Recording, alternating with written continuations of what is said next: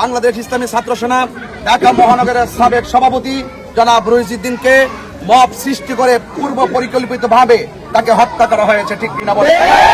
আমরা এটাও দেখেছি, তার উপরে মিথ্যা অভিযোগ তোলে তাকে গণপিটুনি দিয়ে থানার মধ্যে সুপর্দ করা হয়।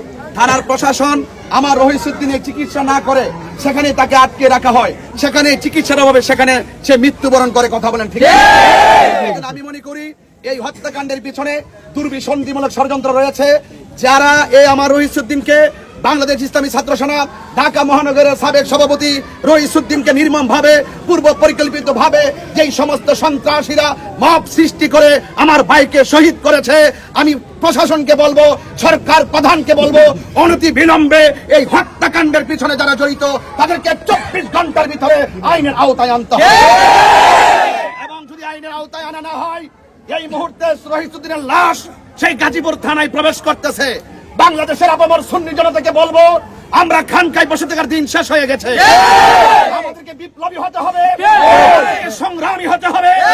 আমার ভাই রহিসউদ্দিনের হত্যাকারীদেরকে যতক্ষণ পর্যন্ত আইনের আওতায় না আনা হবে, ততক্ষণ পর্যন্ত সারা বাংলাদেশে দুর্বার আন্দোলন গড়ে তোলা হবে।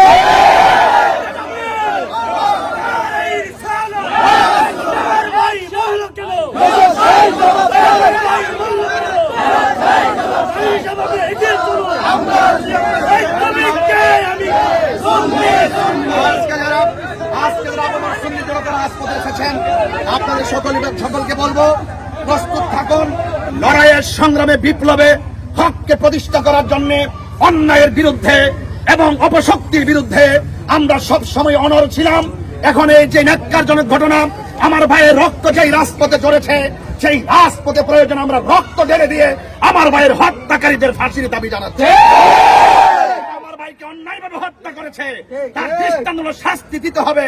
আর না হয় মব সৃষ্টি করার যে সিস্টেম বাংলাদেশে চালু হয়েছে, যেই সিস্টেমে রহিসউদ্দিনকে মিথ্যা অভিযোগ দিয়ে মব সৃষ্টি করে শহীদ করা হয়েছে, প্রয়োজনে প্রশাসনের পক্ষ থেকে, রাষ্ট্রের পক্ষ থেকে আমরা যদি ন্যায্য বিচার না পাই, তাহলে আমরাও মব সৃষ্টি করে আমাদের অধিকার আমরা আদায় করি।